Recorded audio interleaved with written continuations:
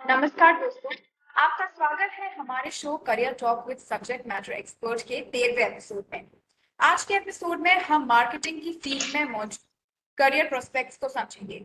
एक बहुत तेजी से कॉर्पोरेट हब के रूप में डेवलप हो रहा है, इसीलिए मार्केटिंग में करियर आपको एंडलेस अपॉर्चुनिटीज दे सकता है। मार्केटिंग करियर में करंट मार्केट ट्रेंड्स को एनालाइज करना, बिजनेस ग्रोथ के लिए मार्केटिंग स्ट्रेटजीज डेवलप करना और ऐसी टेक्निक्स को इम्प्लीमेंट करना जिससे प्रॉफिटेबिलिटी और बढ़ सके, ये सब शामिल है। इस पर विस्तार से बात करने के लिए आज हमारे साथ डॉक्टर ललित कुमार शर्मा जी मौजूद हैं। सरमंगल में institute of management and technology के डीन हैं और वो आपको मार्केटिंग डोमेन के करंट और फ्यूचर ट्रेंड्स बेहतर समझा सकते हैं।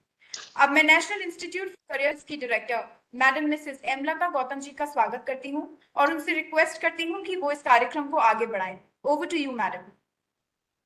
Thank you Akanksha. Thank you Lalit ji अपना वैल्यूबल समय निकालने के लिए। और जो हमारे साथ जुड़े हुए हैं हमारे कुछ यंग प्रोफेशनल्स जिनके चेहरे मैं देख पा रही हूँ, happy to see you all. And कुछ हमारे जॉब सीकर जो इस चीज को देख रहे हैं, सुन रहे हैं। ये जो करियर टॉक की शुरुआत है वो हमने इसी मोटिव से करी है कि जितने भी हमारे वाईपीज हैं, जितने भी हमारे जॉब सीकर हैं, वो ये जान सके कि डिफरेंट डिफरेंट जो कैरियर्स हैं उनको किस तरह से अचीव किया जा सकता है। देखिए, बुक पढ़ के तो सारी नॉलेज नहीं हो सकती, लेकिन जिन लोगों का एक्सपीरियंस इस फील्ड में 25 सालों का है, अगर वो अपनी जिंदगी का निचोड़ 1 घंटे के अंदर आपको समझा पाते हैं और आप लोग उनसे लाभान्वित होते हैं, तो ये बहुत बड़ी बात है। सारी चीजें किताब पढ़ के नहीं आती, एक्सपीरियंस से बहुत कुछ आता है। और हमारे जो एक्सपर्ट्स हैं वो इतने दिनों के तजुर्बे के साथ जो उसके अंदर प्रोस एंड कॉन्स हैं वो भी समझा सकते हैं बेहतर तरीके से। तो इसीलिए हमने इसी उद्देश्य को मद्देनजर रखते हुए इस कैरियर टॉक की शुरुआत करी, ताकि हम इंडस्ट्री के जो एक्सपर्ट्स हैं, उस फील्ड के जो माहिर लोग हैं, उन लोगों को आपके सामने ला सकें और आप डायरेक्टली उनसे बात कर सकें, अपनी क्वेरीज रख सकें, आप उनसे सॉल्यूशन ले सकें। मैं इस कैरियर टॉक के माध्यम से हमारे जितने भी व्यूअर्स हैं, हमारे जितने भी जॉब सीकर हैं, उनसे ये जरूर कहना चाहूंगी, सफलता मेहनत से मिलेगी। और अगर राइट डायरेक्शन में अच्छी तरीके से हमारे एक्सपर्ट्स की राय को मानते हुए आप अपने फील्ड में आगे बढ़ेंगे, तो मुझे लगता है कि सफलता अवश्य मिलेगी। जैसा कि हमने एपिसोड्स में देखा है, अलग-अलग फील्ड के जो लोग हैं, वो बहुत ही सरल भाषा में अपने फील्ड को बताते हैं और जो हमें सुनने में ऐसा लगता है कि पता नहीं कितना बड़ा काम करना पड़ेगा, कितना एक्सपीरियंस लेना पड़ेगा या इस पोजीशन तक पहुँचने के लिए हमें बहुत सारी ज़िंदगी लगानी पड़ेगी, ऐसा नहीं है। हर एक फील्ड में स्कोप है। आप ज़रूरी नहीं है कि जो ट्रेडिशनल कैरियर्स हैं, डॉक्टर्स, इंजीनियर, सिविल सर्विसेज़, इन्हीं में ही अपना करियर बनाएँ। बहुत सारे ऐसे करियर अपॉर्च्युनिटीज़ आज की डेट में अवेलेबल है, जो आपको आपके करियर की ऊँचाइयों तक पहुँचा सकती है और आप अपने जीवन को सुखमयी, सफलतापूर्वक बिता सकते हैं। ज़्यादा समय ना लेते हुए मैं अपने स्पीकर को आमंत्रित करती हूँ कि वो आप अपनी बात हमारे व्यूअर्स तक रखें और अपने जो एक्सपीरियंस है उनको शेयर करें। जितने भी हमारे जुड़े हुए व्यूअर्स हैं, उनसे मैं अनुरोध करूँगी कि आप इनकी बात को ध्यान से सुनें। अगर कोई आपको लगता है कि कुछ क्वेरी है या कोई भी क्वेश्चन है, वो इस टॉपिक के लेक्चर के एंड में आप उनसे पूछ सकते हो, तब तक आप नोट डाउन करें। हम आपकी सारी क्वेरीज का जवाब देंगे। Over to you Lalit ji. Thank you so much. So thank you, ma'am. So really, first of all, Thank you. thanks to NCS for inviting me. और आज मुझे ये मौका प्रदान करने के लिए जो हमारे यंग बडीज हैं, जो हमारा भविष्य है, उनको मैं अपनी एक्सपर्टीज शेयर कर सकूं। जैसे मैम ने बिल्कुल बोला, तो मुझे लगा ऐसे मैम ने शायद मेरा एक्सपीरियंस देखकर ही 25-30 साल बोला, फिर मेरा एक्सपीरियंस 25 साल हुआ है अभी। 4 मई 2023 को। So I have completed my 25 years. और मैंने एमबीए किया था 98 में, उसके बाद मेरी जर्नी शुरू हुई और इंडस्ट्री में मैंने करीब 12 साल काम किया, उसके करीब पिछले 13 सालों से मैं एकेडमिक्स के अंदर हूँ और यहाँ भी मैं ट्रेनिंग डेवलपमेंट ये सब मेरा फोर्टे है। तो इंडिया में ही नहीं, करीब आज तक मैं 142 देशों के 5000 से ज्यादा लोगों को ट्रेन कर चुका हूँ, particularly sales and marketing domain के अंदर ही। So it is wonderful opportunity for me. So when we are talking about the marketing, तो मेरा एक क्वेश्चन सभी लोगों से, शायद आप चैट बॉक्स में आंसर कर सकते हैं मुझे, आज की डेट में बिजनेस में क्या ज्यादा मुश्किल है, प्रोडक्ट को बनाना या उस प्रोडक्ट को कस्टमर तक पहुंचाना और बेचना? I think selling is the most difficult task. Selling is most difficult. Yes. Very good. Yes. So can I get some answers? Selling and distribution, customer तक पहुंचना, बिल्कुल सही बात है। लेकिन ये जो मुश्किल आपने बोला, ये कोई मुश्किल है कहां पर? ये मुश्किल वाकई उस प्रोडक्ट के अंदर है जो मैंने बनाया है, क्योंकि उसी मार्केट के अंदर एक कंपनी है, आज की डेट में रिलायंस वाले कुछ भी बेचने आते हैं, सब कुछ हाथों हाथ बिक जाता है। एयरटेल को जितने कस्टमर बनाने में 20 साल लगे, रिलायंस जियो ने सिर्फ 1 महीने के अंदर उससे ज्यादा कस्टमर बना लिए। तो क्या वाकई ये मुश्किल है? तो now understand, we need to understand, सबसे पहले ये समझना जरूरी है ये मुश्किल है कहां। मुश्किल कहीं नहीं है। मार्केटिंग सेल्स एक बहुत ही आसान काम है, लेकिन मुश्किल सिर्फ हमारे दिमाग में होता है, क्योंकि हम मानते हैं कि मेरे से नहीं होगा। और वो हर चीज जो मुझे लगता है कि मैं नहीं कर सकता, वो मेरे से कभी नहीं हो सकता। और वो हर चीज जो मुझे लगता है कि मैं कर सकता हूं, मैं उसे जरूर कर सकता हूं। तो ऐसे तो जो हमारे अंदर एक माइंडसेट बना हुआ है, एक ब्लॉकेज है माइंड के अंदर कि यार मेरे से नहीं होगा, सेल्स तो बहुत मुश्किल है, टारगेट अचीव करना होता है, लोगों की जेब से पैसा निकालना होता है। लोग पैसा क्यों निकालेंगे अगर उनकी जरूरत है? अगर आप कोई भी ऐसा प्रोडक्ट, जैसे भी मैम ने भी बोला कि बेचना बहुत मुश्किल है, क्योंकि बेचना इसलिए ज्यादा मुश्किल है जब मैं आपको कोई ऐसी चीज बेचने की कोशिश कर रहा हूं जिसकी आपको जरूरत नहीं है, तो क्या आप उस चीज को खरीदेंगे? ऑडियंस, यस और नो? लोगों ने कहा नो। इसका मतलब मुझे क्या करना है? जो भी प्रोडक्ट मैं मार्केट में बेचना चाहता हूं, कस्टमर को देना चाहता हूं, मुझे उसकी नीड को क्रिएट करना जरूरी है। कई बार होता क्या है कि हम नीड को, जरूरत को पहचान नहीं पाते और हम कस्टमर को एक प्रोडक्ट पुश करने में लग जाते हैं, धकेलने में लग जाते हैं कि मजबूरी में ले ले। लेकिन नहीं, कस्टमर तभी लेगा, आप भी किसी प्रोडक्ट को तभी परचेज करते हैं, तभी खरीदते हैं जब आपको उसकी जरूरत होती है। या तो वो जरूरत आप खुद महसूस कर रहे हैं, या कोई बाहर से आकर आपको उसकी जरूरत महसूस करा रहा है। तो यही सारा काम, कस्टमर की जरूरत क्या है, कस्टमर को क्या चाहिए, और कस्टमर तक उसकी जरूरतों को कैसे पहुंचाया जा सकता है। कस्टमर की जरूरत को पूरा करने के लिए मैंने जो भी प्रोडक्ट या सर्विस बनाया है, वो कस्टमर तक कैसे हम पहुंचा सकते हैं। कहीं ना कहीं यही सारी चीजें हमारी मार्केटिंग के अंदर आती है। पूरे वर्ल्ड में अगर मैं मार्केटिंग की बात करूं, तो मार्केटिंग को 3 स्टेप्स के अंदर हम पूरा कर सकते हैं। सबसे पहले कस्टमर की जरूरतों को रिकॉग्नाइज करना, आइडेंटिफाई करना, पहचानना, फिर उन जरूरतों के हिसाब से अपने प्रोडक्ट को डेवलप करना। जो भी कस्टमर की नीड आपने आइडेंटिफाई की है, जरूरत आपने पहचानी है, उसी के हिसाब से आपको एक प्रोडक्ट को बनाने की जरूरत पड़ेगी। अगर वो प्रोडक्ट कस्टमर की जरूरतों के हिसाब से नहीं बना, तो क्या वो प्रोडक्ट सक्सेसफुल हो सकता है मार्केट में? यस और no? If a product is not meant as per the need of the customer, can it get success? So all answers are coming no. अब प्रोडक्ट अच्छा है, लेकिन क्या हर अच्छा प्रोडक्ट मार्केट में बिकता है? अब ये कैसे पता चलेगा कि प्रोडक्ट अच्छा है या नहीं? क्योंकि आप तो पहली बार खरीदने के लिए जा रहे हैं, आपको पहले का कोई भी एक्सपीरियंस नहीं है। तो अब आप ये कैसे आइडेंटिफाई करेंगे कि जो प्रोडक्ट आपने सेलेक्ट किया अपने लिए वही अच्छा प्रोडक्ट है? गणेश, आपने बोला फीडबैक, लेकिन जिसका फीडबैक आप ले रहे हैं, इसका मतलब उसने भी कभी ना कभी तो प्रोडक्ट पहली बार खरीदा ही होगा, पहली बार इस्तेमाल किया होगा। तो अब आपके पास ये कैसे पता चल रहा है आपको? कस्टमर को एडवर्टीजमेंट। Very good.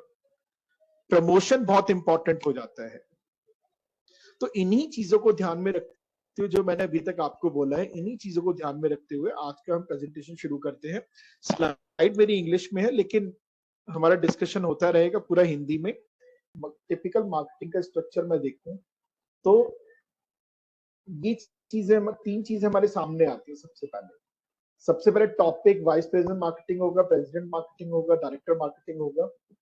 फिर उसके अंडर में मार्केटिंग की अलग अलग ब्रांचेस होती हैं, अलग अलग डिपार्टमेंट होते हैं। तो जिसमें से एक डिपार्टमेंट होता है मार्केटिंग रिसर्च, एक होता है प्रमोशन का, एक होता है प्रोडक्ट मैनेजर का, और तीसरा होता है नेशनल सेल्स मैनेजर। तो आज एक्चुअली हम जो डिस्कस करने वाले हैं उसके अंदर हम यही देखेंगे कि इन चारों ब्रांचेस के अंदर क्या क्या ऑप्शंस मेरे लिए अवेलेबल है, उसके लिए मुझे क्या क्या स्किल सेट चाहिए, और मैं किस तरह से इस काम को करने के लायक बन सकता हूँ। तो इन सभी डिपार्टमेंट्स को हम एक एक करके समझने की कोशिश करेंगे। सबसे पहले तो हम मार्केटिंग चाहूंगा, इन सारे डिपार्टमेंट में से सबसे पहले किस डिपार्टमेंट की जरूरत पड़ेगी आपको? मार्केटिंग रिसर्च, प्रमोशन, प्रोडक्ट या ब्रांड मैनेजमेंट, जहां पे कि आपको प्रोडक्ट को कम्युनिकेशन, इस प्रोडक्ट के बारे में क्या बोला जाएगा, प्रोडक्ट का कम्युनिकेशन क्या होगा जो आपको सुनने में अच्छा लगे। ये सारी चीजें प्रोडक्ट मैनेजर के अंदर आती है। मार्केट में कस्टमर को क्या ट्रेंड चल रहा है, ये सब प्रोडक्ट मैनेजमेंट के अंदर लेता है। तीसरा आता है सेल्स। तो आपके हिसाब से सबसे पहले कौन से डिपार्टमेंट की जरूरत पड़ेगी किसी भी कंपनी में बिजनेस करने के लिए? Very good. So Delhi, you are a lovely audience, आप सभी बहुत अच्छे हैं। मेरे कहते ही मुझे सबसे पहले आंसर मिल गया, मार्केट रिसर्च। मेरे लिए जानना बहुत जरूरी है कि कस्टमर को क्या चाहिए। जिस कंपनी को ये मालूम है कि कस्टमर को क्या चाहिए, तो इसका मतलब वो कंपनी अपने कस्टमर के सबसे नजदीक है। उस कंपनी के लिए सबसे आसान है कि वो अपने कस्टमर को खुश कर सके। और जिस कंपनी को यही नहीं मालूम कि उसके कस्टमर की जरूरत क्या है, वो कंपनी कभी भी अपने कस्टमर को सेटिस्फाई नहीं कर पाएगी, आप चाहे कुछ भी दे। सो मार्केट रिसर्च, जैसे कि आपने बिल्कुल सही कहा, इसका मतलब आपको कुछ ना कुछ आइडिया है कि जब मैं मार्केट रिसर्च की बात कर रहा हूं तो मुझे कस्टमर की जरूरतों को पहचानना है, कस्टमर की नीड क्या है। I want to do a business, मुझे एक बिजनेस करना है। तो क्या ये सोचकर कि मुझे बिजनेस करना है मैं सीधा बिजनेस शुरू कर सकता हूँ, या उसके बारे में पहले मुझे कुछ इंफॉर्मेशन कलेक्ट करनी पड़ेगी मार्केट से?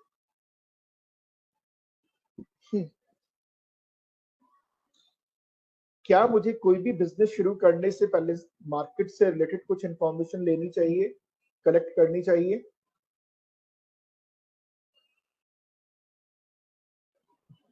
Gathering information, okay good. So answer sir yes, very good. अब मैं ही जानना चाहता हूँ कि मुझे मार्केट में किस फैक्टर से रिलेटेड इंफॉर्मेशन, क्या चीजें अपने बिजनेस करने से पहले, प्रोडक्ट को डेवलप करने से पहले क्या इंफॉर्मेशन आप चाहते हैं? जस्ट राइट इन चैट बॉक्स। मार्केट एनालिसिस करना है आपको।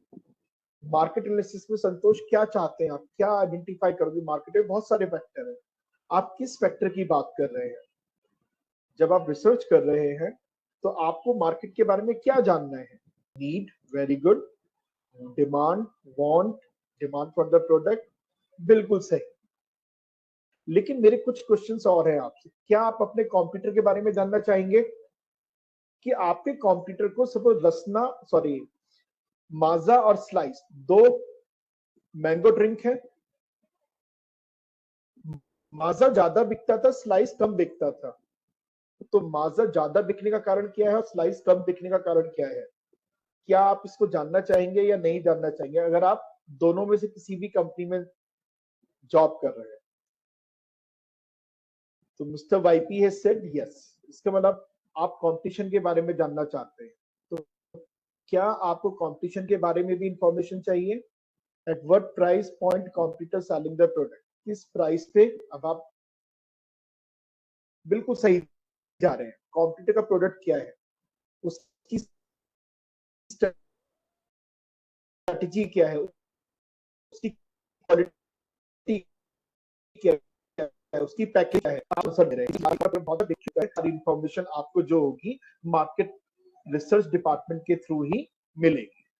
तो जब मैं मार्केट रिसर्च की बात कर रहा हूं तो बेसिकली हम देखते हैं कि हमारे काम क्या क्या है, कॉम्पिटिटर्स क्या क्या कर रहे हैं ये आपको देखना है, मार्केट ट्रेंड्स क्या क्या है ये हमें समझना जरूरी है, क्योंकि अगर आपका प्रोडक्ट मार्केट ट्रेंड के हिसाब से नहीं है तो आप कभी भी सक्सेसफुल नहीं हो पाएंगे।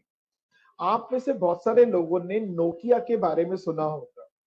नोकिया का मोबाइल एक अच्छा मोबाइल था या नहीं था?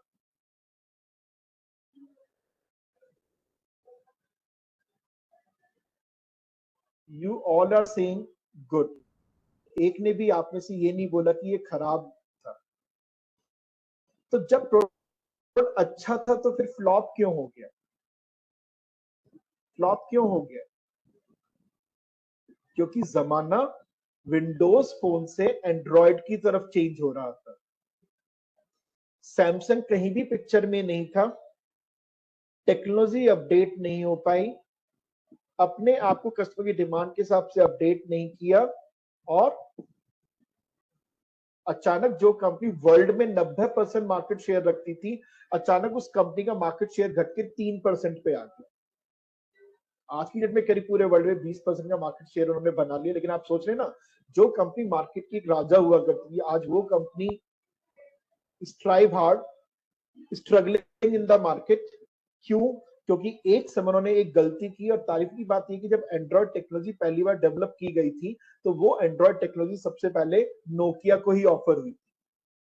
लेकिन नोकिया को एक घमंड था कि मैं जो कर रहा हूं, मेरी कंपनी के पास जो टेक्नोलॉजी है विंडोज फोन की वो बिल्कुल बेस्ट है और यही चलता रहेगा। ब्लैकबेरी फोन लॉन्च किया था, प्रेस्टिजियस फोन फॉर देम, लेकिन साल भर के अंदर ही मार्केट खत्म, नोकिया खत्म। So now this is the trend which we need to understand. Market में जैसे जैसे आपकी उम्र बदलती है तो आपके भी टेस्ट एंड प्रेफरेंस चेंज होते हैं, हाँ या ना? जैसे जैसे आपकी उम्र बढ़ती है, आप बड़े होते हैं, साइकिल चेंज होता है। आप बच्चे से एक जवान होते हैं, जवान से एक अधेड़ होते हैं, अधेड़ से एक बूढ़े होते हैं। तो क्या आपके भी टेस्ट एंड प्रेफरेंस चेंज होते हैं?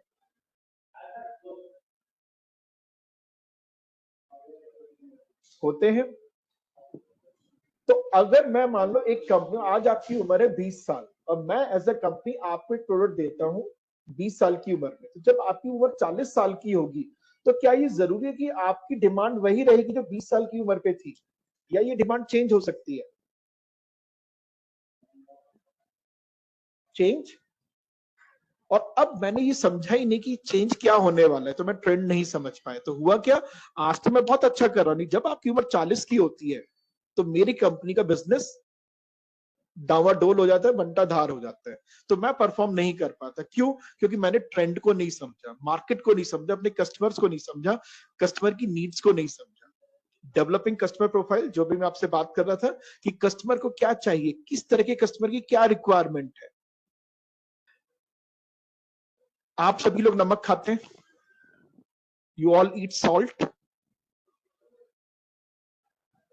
And I think maximum of you will be Tata salt. ज्यादा से ज्यादा लोग टाटा सॉल्ट ही खा रहे होंगे।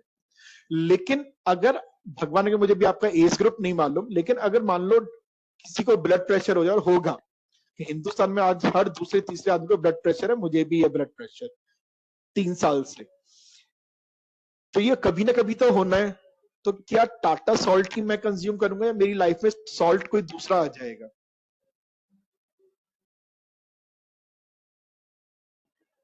और जिस देश में ब्लड प्रेशर के मरीज बढ़ते जा रहे हैं, और जो कंपनी एक सॉल्ट सेल करती है जो कि ब्लड प्रेशर के लोगों के लिए नहीं है, तो क्या वो कंपनी बहुत दिन तक अपना नमक बेच पाएगी?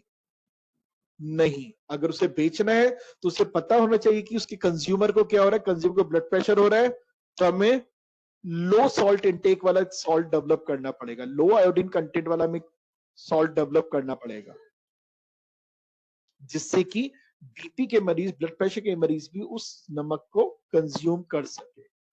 सो दिस इज समथिंग, जो हम ट्रेंड की बात कर रहे हैं, तो कहीं ना कहीं ये चीजें हमें मालूम होना जरूरी है। Monitoring the market share. हमेशा आपकी सेल एक जैसी नहीं रहेगी। जैसे मैंने अभी नोकिया का एग्जांपल दिया, कभी सेल बढ़ती है, कभी सेल घटती है। तो ऐसा क्यों हो रहा है? कब बढ़ती है कब घटती है, सीजनल इफेक्ट भी हो सकता है। मुझे रिसेंट ऑडियंस, तो आपका जो ऑडियंस है उसको क्या चाहिए क्या नहीं चाहिए, कोई भी कंपनी का एडवर्टीजमेंट है, प्रमोशन हो रहा है, तो वो कितना इफेक्टिव है कितना इफेक्टिव नहीं है, ये हमें पता होना चाहिए। दूसरी, कंपनी का डिस्ट्रीब्यूशन चैनल कितना अच्छा है, कि कई बार क्या होता है कि कंपनी का डिस्ट्रीब्यूशन चैनल इतना इफेक्टिव होता है कि एक कंपनी उसी की वजह से कहीं ना कहीं परफॉर्म कर रही होती है। अगर मैं स्किल्स की बात करूं मार्केट रिसर्च में, तो आपको एनालिटिकल होना पड़ेगा, लॉजिकल होना चाहिए, technical orientation like math, stats, computer, ये सब चीजें आपको पसंद होनी चाहिए। आपको प्रोडक्ट के बारे में, इंडस्ट्री के बारे में नॉलेज होनी चाहिए। अगर आपका पहले से कोई सेल्स का एक्सपीरियंस है तो वो आपके लिए वाकई हेल्पफुल होगा। इसके अलावा रिटन और ओरल कम्युनिकेशन, क्योंकि जब आप अपने कस्टमर से बात कर रहे हैं, कस्टमर को कन्विंस करना चाहते हैं, कस्टमर को इन्फ्लुएंस करना चाहते हैं, तो आपकी कम्युनिकेशन का एक बहुत बड़ा रोल होता है। तो ये सब करना जरूरी है अगर आप अपना करियर मार्केट रिसर्च के अंदर देखते हैं। इसके बाद आता है हमारा प्रमोशन। अब कंपनी ने प्रोडक्ट तो बना लिया, लेकिन अगर ये प्रोडक्ट तरीके से हमने कस्टमर के पास नहीं पहुंचाया, फॉर एग्जांपल आई एम इन दिल्ली, आप अपने अलग अलग शहरों में रहते हैं, आपको एक प्रोडक्ट की जरूरत है, मैंने रिसर्च किया और मुझे मालूम पड़ा कि आपको XYZ प्रोडक्ट चाहिए। इस प्रोडक्ट को मैंने अपने यहाँ पे डेवलप किया, तो विल यू टेल मी कि अब ये प्रोडक्ट को कस्टमर तक कैसे पहुंचाया जाए, इसके लिए मुझे क्या करना चाहिए?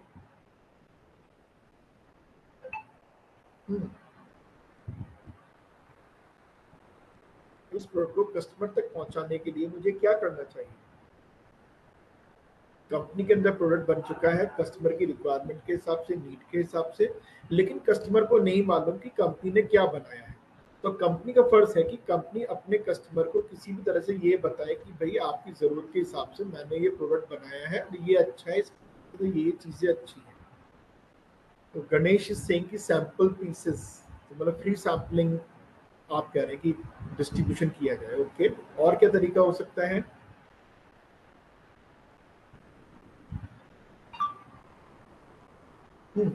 और क्या तरीका हो सकता है बताइए?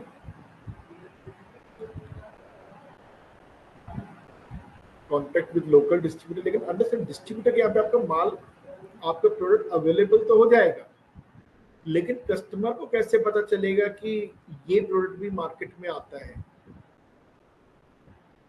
तो आप अपने लोकल डिस्ट्रीब्यूटर रिटेलर के थ्रू प्रमोशन कर सकते हैं। और एडवर्टीजमेंट, प्रमोशन करना कहीं नहीं जरूरी, इसमें आपका एडवर्टीजमेंट हो गया, लोकल डिस्ट्रीब्यूशन हो गया, तो कहीं ना फ्री सैम्पलिंग हो गई, ये अलग अलग टेक्निक्स है हमारे। तो जब हम बात करते हैं प्रमोशन मैनेजर, तो प्रमोशन मैनेजर के अंदर अगर हम देखेंगे तो बेसिकली एडवर्टाइजिंग मैनेजर है, सेल्स प्रमोशन मैनेजर है और पब्लिक रिलेशन मैनेजर है। तो ये तीनों ही फंक्शन कहीं ना कहीं इंपॉर्टेंट होते हैं। तो प्रमोशन के लिए जब कंपनी आपको हायर करती है, अगर आप प्रमोशन डिपार्टमेंट के अंदर जाते हैं, तो बेसिकली आपको एड एजेंसीज का काम देखना पड़ेगा। या तो आपकी कंपनी की अपनी एड एजेंसी होगी, या कंपनी बाहर से किसी एड एजेंसी को हायर करेगी। आपको क्लाइंट लाने होंगे, क्लाइंट की रिक्वायरमेंट स्पेसिफिकेशन वर्कआउट करना पड़ेगा। आपको ये देखना होगा कस्टमर को क्या चीजें जो अपीलिंग है, जो पसंद आएगी, तो उसके लिए रिसर्च करना पड़ेगा। क्रिएटिव, एक आपको, क्योंकि अंदर से एक ऐड पहले से टीवी पे आ रहा है या न्यूज़पेपर में पहले से ही है, अगर आपका भी अपना ऐड देंगे तो आप भी वही फॉलो करेंगे जो आपके कॉम्पिटिटर ने किया, या आप कुछ अलग सोच रखेंगे अपने ऐड को बनाने के लिए?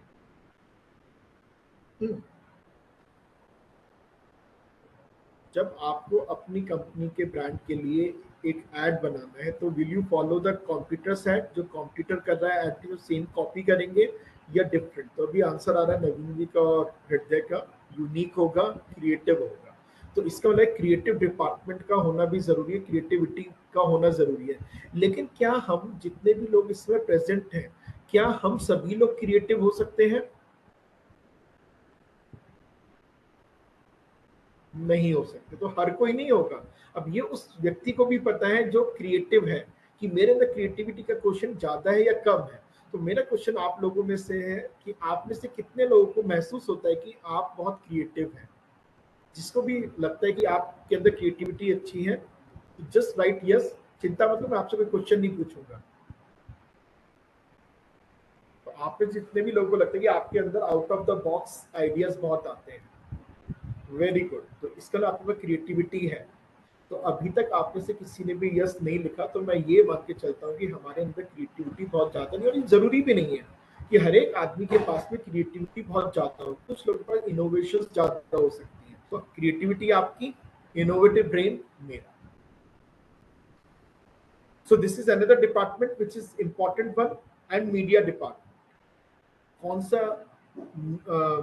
चैनल हम यूज करेंगे प्रमोशन के लिए, कितनी फ्रीक्वेंसी रहेगी उसकी, दिन में कितने, न्यूज़पेपर कौन सा होगा, होर्डिंग्स कौन सा होगा, सोशल मीडिया में हम क्या क्या यूज करेंगे, हमारे पेज पे क्या क्या अपडेट होंगे। तो ये सब कहीं ना कहीं हमारा प्रमोशन का पार्ट ही होता है, जो कि आज की डेट में बहुत ही इंपॉर्टेंट है। इन लोगों का क्रिएटिविटी पार्ट अच्छा है, कम्युनिकेशन अच्छा है, तो वो लोग आर्ट डायरेक्टर सीनियर पोस्ट है। लेकिन इसके अलावा आर्टिस्ट जो एक्ट करते हैं, कॉपी राइटर जो कम्युनिकेशन लिखते हैं, कि जब कोई आप एड देखते हैं तो उसके अंदर कम्युनिकेशन होता है, कलाकार कुछ बोलते हैं तो वो वर्ड्स जो होते हैं वो वर्ड्स कॉपी राइटर का ही काम होता है। जैसे मूवी में एक स्टोरी राइटर होता है, ऐसी एड के लिए कॉपी राइटर होता है जो कि एक एड की लैंग्वेज लिखता है, कम्युनिकेशन को लिखता है। प्रोडक्शन मैनेजर जो उस एड को एग्जीक्यूट करने में जो भी रिसोर्सेज हमें चाहिए, उन सभी रिसोर्सेज को मैनेज करके देता है। तो ये जॉब्स भी कहीं ना कहीं क्रिएटिव डिपार्टमेंट के अंदर आते हैं, जो कि मार्केटिंग के अंदर एक फ्यूचर करियर हो सकता है, but only for the people who are creative enough, जिनकी क्रिएटिविटी बहुत अच्छी है। Now I am coming to the public relation manager. आपके प्रोडक्ट को, आपके बिजनेस को न्यूज में लेकर, न्यूज़पेपर में लेकर जाना, मैगजीन्स में लेकर जाना, आपके बारे में अच्छा अच्छा कम्युनिकेशन करना। अभी हमने किसी भी कंपनी का जब ब्रांड बनाना होता है तो उसके बारे में मीडिया में क्या क्या जाएगा, कब कब जाएगा, उसका इम्पैक्ट क्या होना चाहिए, ये सारा काम जो होता है पीआर एजेंसी का, पीआर मैनेजर का होता है। तो जिन लोगों को लाइजनिंग का काम, लोगों से मिलना जुलना, इधर का उधर, उधर का इधर करना, एक को दूसरे से कनेक्ट करना बहुत अच्छा लगता है, उनके लिए पब्लिक रिलेशन मैनेजर का काम भी बहुत अच्छा है। इसके बाद आता है हमारा प्रोडक्ट और ब्रांड मैनेजमेंट। जब हम प्रोडक्ट और ब्रांड मैनेजमेंट की बात कर रहे हैं तो आपके पास एक प्रोडक्ट है, लेकिन मार्केट में इतने सारे प्रोडक्ट हैं, फिर वही एक प्रोडक्ट क्यों परचेज कर रहे हैं जो आपको पसंद है, और आपको उसके बारे में कैसे पता चलता है। ये मार्केट में अभी जैसे सैमसंग भी है, एलजी भी है, टीवी की मैं बात कर रहा हूँ, और इंटेल भी है। तो आप मुझे बताएंगे कि आप इन तीनों ब्रांड में से, Intex, sorry not Intel, Intex, तो सैमसंग हो गया, एलजी हो गया और इंटेक्स हो गया, आप इन तीनों में से कौन सा टीवी खरीदना पसंद करेंगे? अगर आपको टीवी खरीदना है इन तीनों ब्रांड में से, या चलिए कोई भी ब्रांड आपको परचेज करना है टीवी का, तो कौन सा ब्रांड खरीदना पसंद करेंगे आप? Sony, LG, Samsung. मेरा क्वेश्चन है, जिन्होंने सोनी का, संजीव मार्टिन, क्या सैमसंग खराब है? नवीन, क्या सोनी और सैमसंग खराब है क्योंकि आपने एलजी पसंद किया है? गणेश, आपने सैमसंग पसंद किया है, तो क्या एलजी और सोनी खराब है? तो आपने जो भी ब्रांड चूज किए, भी कहीं मार्केट में तीनों ही ब्रांड बिकते हैं, और जो भी कस्टमर इन ब्रांड को परचेज करता है वो एक अच्छा समझ के परचेज करता है। तो आपको सैमसंग क्यों पसंद है?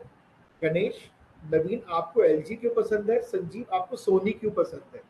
Just right in chat box, probably 1 or 2 words. कहानी नहीं लिखनी, सिर्फ आप इन ब्रांड्स को क्यों पसंद करते हैं, आप उसका कारण लिख दीजिए।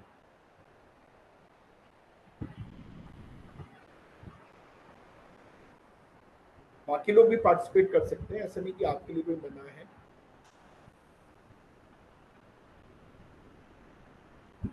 So Ganesh is saying Samsung because it has all good features जो भी आपको चाहिए। Sanjeev is saying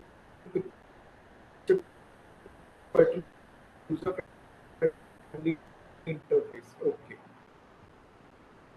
good. Actually in brand को सुना है, संजीव आपने बोला कि और ब्रांड सोनी। अगर मैं गणेश जी से बात करूं, क्या सैमसंग के अंदर प्रॉब्लम है, तो बोलेंगे नहीं। तो कहीं ना कहीं सारी चीजें, लेकिन हमने किस तरीके से प्रमोट किया, हमने क्या समझाया, क्या बोला। ठंडा मतलब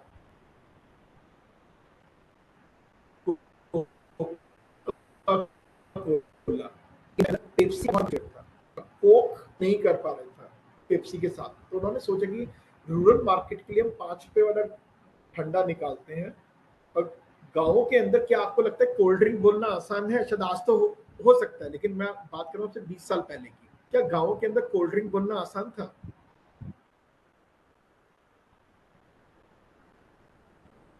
नहीं। लेकिन ठंडा बोलना बहुत आसान था। तो उन्होंने क्या करा, रूरल पिच किया, 5 रुपए का 200 ml वाला कोक निकाला उन्होंने। तो उन्होंने क्या बोला, ठंडा मतलब कोका कोला। आमिर खान उन्होंने एक एम्बेसडर लिया। ये ब्रांड मैनेजर की थॉट थी कि हमें क्या करना है, हमारी फीलिंग्स क्या होनी चाहिए। तो ये काम ब्रांड मैनेजर का होता है।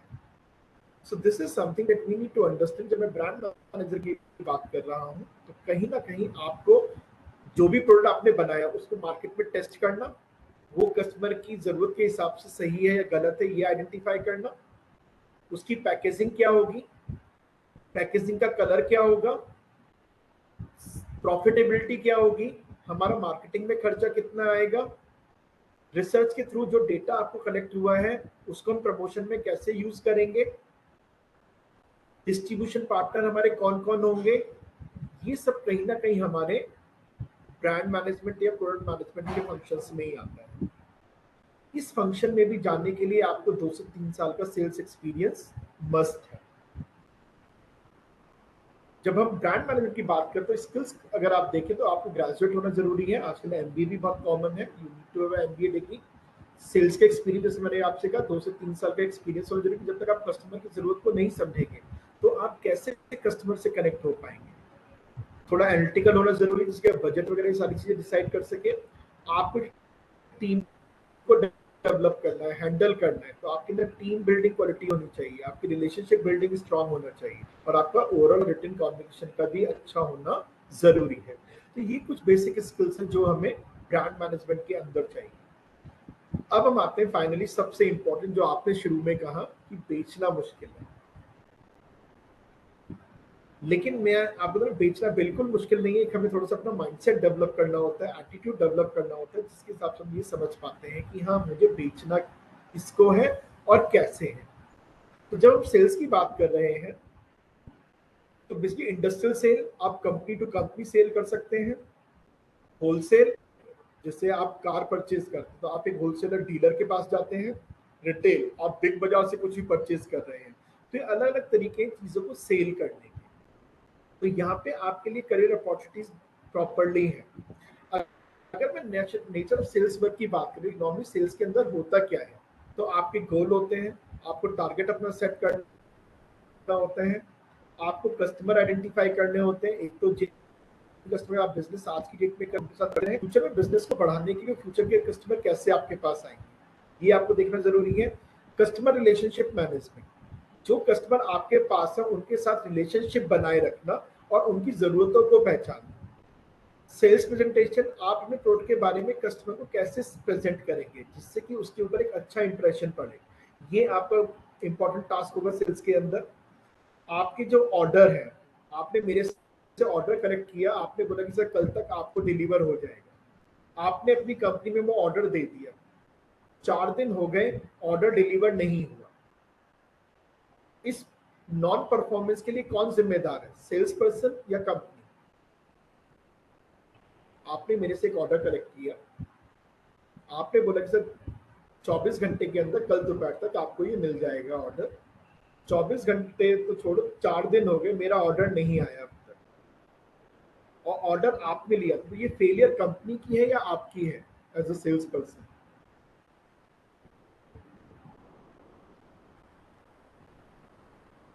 सेल्स पर्सन का।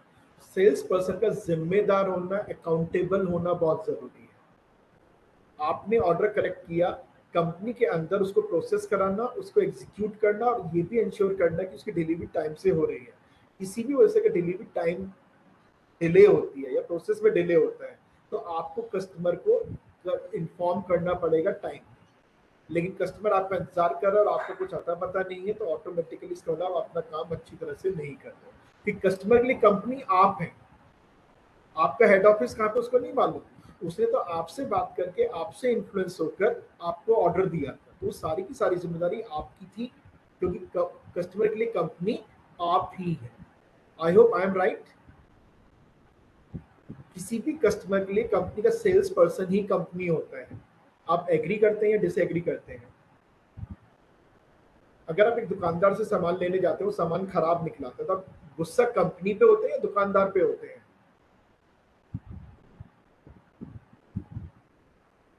आपने एक शॉपकीपर से सामान खरीदा, सामान खराब निकलाया, तो आपका गुस्सा कंपनी के ऊपर आएगा या शॉपकीपर? शॉपकीपर, क्योंकि आपके लिए शॉपकीपर ही कंपनी है। आपने कंपनी नहीं देखी, आपने तो दुकानदार देखा, दुकानदार के ट्रस्ट के ऊपर आपने ये लिया है, तो आपके लिए तो दुकानदार ही सब कुछ है। This is where shopkeeper is very much accountable. They are also doing the job of sales. जैसे अपने लोग डीलर के थ्रू करते हैं, तो रिटेलर भी प्रोडक्ट को पुश करता है। इसके अलावा कंप्लेन होती है, उन कंप्लेंट्स को कस्टमर की हैंडल करना। अब कस्टमर आपके पास आया और कस्टमर को बहुत गुस्सा आ रहा है, तो आप क्या करेंगे? कस्टमर को गुस्सा दिखाएंगे या कस्टमर की बात को शांत तरीके से सुनेंगे? कस्टमर की बात को शांत तरीके से सुनना पड़ेगा। लेकिन अगर आपने भी सुनाना शुरू कर दिया तो बंटाधार बिजनेस गया। And I am not the right sales person. तो मेरे अंदर पेशेंस का होना भी बहुत जरूरी है। अगर मेरे अंदर पेशेंस नहीं है, अर्चना मजबूरी नहीं, ये हमारा काम है, और अपना काम कभी मजबूरी में मत करो। अंडरस्टैंड, अगर आप सेल्स में हैं तो ये आदत डालो, ये हमारा बिहेवियर होना चाहिए कि हाँ भी मुझे पेशेंट लिसनर बनना पड़ेगा। आप एक होटल में जाते हैं, होटल पे जो रिसेप्शनिस्ट है, अगर वो मुस्कुराते हुए आपका वेलकम ना करे तो आपको अच्छा लगेगा या बुरा लगेगा? बुरा लगेगा। तो इसका मतलब चाहे आपकी ड्यूटी को 8 घंटे हुए या 12 घंटे हुए, लेकिन अगर आप उस ड्यूटी को कर रहे हैं तो आपको मुस्कुराते हुए ही अपने कस्टमर को वेलकम करना है। तो इसलिए मजबूरी नहीं, देखो मजबूरी करें तो विलिंगनेस नहीं है, और विलिंगनेस नहीं है तो फिर तो हम कोई भी काम नहीं कर पाएंगे। तो विलिंगनेस का होना बहुत जरूरी है। देन कंप्यूटर के ऊपर इंफॉर्मेशन कलेक्ट करना। कंप्यूटर, आपका प्रोडक्ट कंप्यूटर का प्रोडक्ट मार्केट में सेल होता है, तो वो इंफॉर्मेशन भी आपको अपने पास रखनी है। कंप्यूटर आपका क्या कर रहा है, नए नए प्रोडक्ट मार्केट में लॉन्च होते हैं, नई नई मार्केटिंग स्ट्रेटेजीज कंपनीज की आती हैं, वो आपको पता होनी चाहिए। स्किल्स की अगर मैं बात करूं तो basically self motivated, strong work ethics. तो आपका अपना मोटिवेशन, जैसे भी आपने कहा मजबूरी नहीं, मैंने कहा नहीं, आपकी विलिंगनेस होनी चाहिए, तो आप सेल्फ मोटिवेटेड हैं। एनालिटिकल, आपको एनालाइज करना आना चाहिए, मार्केट में चीजें हो रही तो ऐसा क्यों हो रहा है, इसको क्यों ये पसंद नहीं आया, इसको क्यों पसंद आया, कारण क्या हो सकता है। ये सब कॉज एंड इफेक्ट रिलेशनशिप का वर्कआउट करना आपके लिए जरूरी है। क्रिएटिव होना चाहिए, क्योंकि आपको कई बार चीजें अपने हिसाब से करनी पड़ती हैं। I was in a pharmaceutical में, रेनबैक्सी दवाओं की कंपनी का नाम सुना होगा आपने, तो मैं उसमें जॉब किया करता था, मैं जोनल सेल्स मैनेजर था। तो एक बार मैं अपने मेडिकल लैब के साथ में वर्किंग करने गया, तो वो एक डॉक्टर को 2 महीने से नहीं मिला था। तो उसने मुझे बताया कि सर ऐसे इस डॉक्टर को 2 महीने से नहीं मिला हूँ, तो आज सर मिलने के लिए जा रहे हैं। तो उसने क्या था कि चंडीगढ़, तो उसने 2 किलो सेब खरीदे, 1 किलो सेब खरीदा होगा। उसने सेब को अच्छी तरह से चमकाया, कैरी बैग में रखा। मैंने सोचा ये अपने लिए खरीद रहा होगा, ठीक है। जब डॉक्टर के यहाँ गए तो डॉक्टर के सामने उसने फल निकाल कर रखा, थोड़ा सा झूठ बोला कि सर मुझे डेपुटेशन पे जम्मू भेज दिया गया था, बस कल रात को ही लौटा हूँ और आज मैं बॉस के साथ में आया हूँ। और मैंने कहा कुछ भी हुआ, सबसे पहले मुझे आपसे मिलना जरूरी है। फिर डॉक्टर के सामने उसने वो 4-6 सेब जो थे उसमें से एक सेब निकाल के रखा, दोबारा उसने उसको एक टिश्यू पेपर से साफ किया, और उसने कहा डॉक्टर साहब मैं आपके लिए लाया हूँ, अगर आप इसे खाएं तो मुझे बहुत खुशी होगी। ये काम वो अपनी विलिंगनेस के साथ में कर रहा है या मजबूरी में कर रहा है?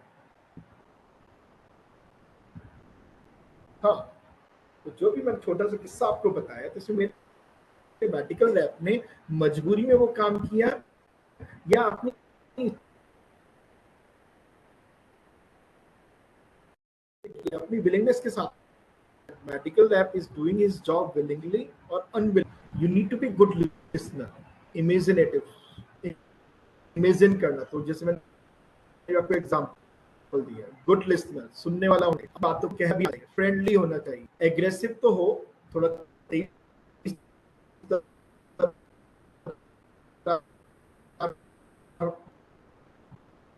दिखना चाहिए आपको, लेकिन ऐसा नहीं कि आप दूसरे को डराने धमकाने लगे. So all this is something. आप सभी का धन्यवाद मेरे साथ में बने रहने के लिए. Now over to you. आपके जो भी क्वेश्चंस हैं आप पूछ सकते हैं. In one of my job, our company was vendor of Tata Motors. I was handling the dispatch department. When the defect occurs in the product, they treat us very badly, and we didn't have any option other than listening. That's why. No, Ashna, I do agree. But मैंने क्या कहा, ये हमारे काम का part है. तो हम ये सोचिए ना कि हमेशा कस्टमर हमें खुश होकर ही आएगा, वो नाराज भी होगा. आप दूसरी तरफ से लो. सपोज आपने अर्चना आईफोन खरीदा, गुस्सा आएगा या नहीं आएगा? और 2 दिन बाद ही, मगर 2 दिन भी छोड़ो, मेरे साथ तो ऐसे भी हो कि आज टीवी खरीदा, शाम को ही खराब भी हो गया. तो अगर आपने आज सुबह प्रोडक्ट परचेज किया और घर जाते जाते शाम को खराब हो जाता है, तो अर्चना आपको गुस्सा आएगा कि नहीं आएगा? आएगा.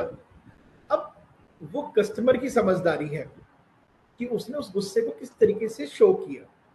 कुछ होते हैं, मतलब आई शुड नॉट से, बट थोड़ा सा बैड मैनर वाले कस्टमर भी होते हैं जो उल्टा सीधा बुरा भला बोलेंगे, बट एक्चुअली उनसे आपसे कुछ नहीं, वो एक्चुअली आपकी कंपनी के बारे में कह रहे हैं. थोड़ा सा उस समय क्या करना है, आप एक कान से सुनो, दूसरे से निकाल दो. वो जो भी बुरा भला कर रही है, उसकी जो कंप्लेन है उसको जरूर समझो और उसको सॉल्यूशन में डिलीवर करने की कोशिश करो. कि गाली वो आपको नहीं दे रहा, तो आपकी कंपनी को दे रहा है. आप यही मान के चलो उस समय. तो मैं आपकी बात से इत्तेफाक ना, ऐसा होता है, लेकिन थोड़ा सा पेशेंस में ना, ये सेल्स जॉब का पार्ट है. आज नहीं तो कल कहीं ना कहीं सभी के साथ में ऐसा होगा ही होगा. Financial product marketing which is good for future दोनों के लिए. एफएमसीजी प्रोडक्ट का consumption through out the life बना रहेगा. लोगों पे पैसा है तो फाइनेंशियल प्रोडक्ट भी रहेंगे, लेकिन एक वो फाइनेंशियल प्रोडक्ट में अप एंड डाउन हो सकता है. आप समझो, अगर आपकी इनकम कल को ज्यादा हो जाती है तो बढ़ जाएगा आपका इन्वेस्टमेंट, और अगर आपकी इनकम कम होती है, रिसेशन आता है, तो ऑटोमेटिकली कंजम्पशन भी कम हो जाएगा. लेकिन एफएमसीजी, क्या आप टूथपेस्ट इस्तेमाल करना बंद कर देंगे, सिर में तेल डालना बंद करेंगे, शैम्पू इस्तेमाल नहीं होगा, चावल इस्तेमाल नहीं होंगे, चीनी नहीं इस्तेमाल होगी, नमक नहीं आएगा? ये कंपल्सरी. तो ये तो एवरग्रीन है. लेकिन जब इकोनॉमी ग्रो कर रही है तो फाइनेंशियल प्रोडक्ट का मार्केट बहुत अच्छा है. कोर्सेज इन डिजिटल मार्केटिंग में तो खुद जो है करीब 100 से लेकर 200 घंटे के ट्रेनिंग प्रोग्राम्स होते हैं. अलग अलग बहुत सारे ऑर्गेनाइजेशंस हैं, पोर्टल्स हैं ऑनलाइन भी, जहाँ पे आप जाके कोर्सेज कर सकते हैं. तो ऑटोमेटिक अगर आपको डिजिटल मार्केटिंग प्रमोशन में इंटरेस्ट है तो बिल्कुल आप डिजिटल मार्केटिंग में कम से कम ये मान के लिए आप कम से कम 80 से 100 घंटे की ट्रेनिंग जरूर कर सकते हैं. स्टार्टिंग सैलरी ऑफ फ्रेशर का मार्केट रिसर्च की बात करते तो वही नॉर्मली 20 से 25 हज़ार रुपए है. अगर प्रमोशन की मैं बात करता हूँ तो नॉर्मली 25 से 30 हज़ार रुपए करीब आपकी सैलरी बनती है. सेल्स की मैं बात करता हूँ तो सेल्स के अंदर आपकी starting salary depend on calibre, तो कहीं ना कहीं 20,000 रुपए से लेकर 80-90 हज़ार 1 लाख रुपए तक हो सकती है. तो कौन सी कंपनी है, क्या प्रोडक्ट मार्केट करना है, जैसे आर्थिक में एडुटेक कंपनीज की हम बात करें, जैसे बाइजूस एक अपने बिजनेस डेवलपमेंट मैनेजर को, फ्रेशर को 10 लाख रुपए की सैलरी देती है साल की. तो ऑलमोस्ट 80-85 हज़ार रुपए आपका मंथली सैलरी बन के आती है. फ्यूचर शो में ऑफकोर्स इट इज ब्राइट. आप देखें आजकल इतने सारे ऑप्शंस अवेलेबल हो गए सोशल मीडिया के अंदर हमारे पास में. तो एक से देखा तो पहले ट्विटर हुआ करता था, YouTube was the option, Facebook was the option, Instagram भी आ गया.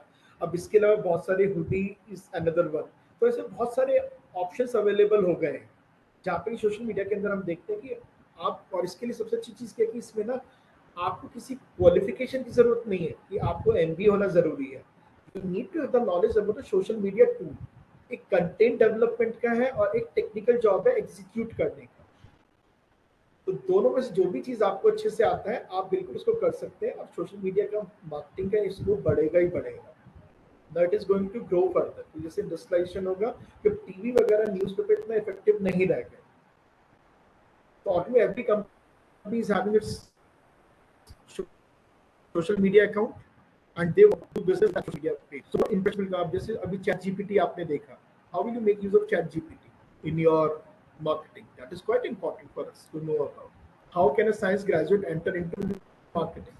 So if you're a science graduate, I was also a science graduate. I did my MBA, and let's say you're the science graduate. There are the company like say basic training or sales and marketing, and then they send you to marketing.